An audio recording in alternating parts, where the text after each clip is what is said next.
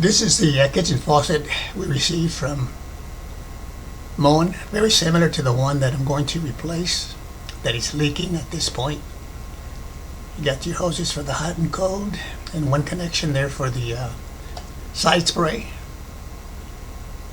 Different model, but very similar, as you'll see. Hardware there to anchor it to the bottom of the sink.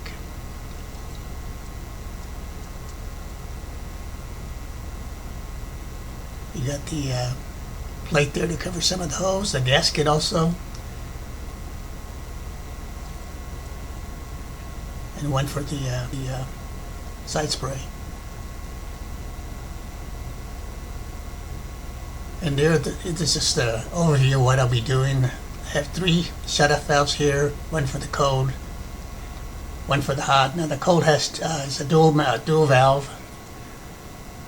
One hose goes to the kitchen, the other one goes to the fridge. So I'll be turning those off. And it's very crowded under there, so I didn't take actual video of me working on there because there's my dual valve right there. Connects to the here it is. Better look at this. Connects to the fridge and to the faucet. Now this garbage disposal really got in my way though.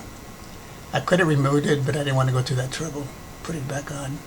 You see here I have some paper towels on this faucet here because it's still leaking.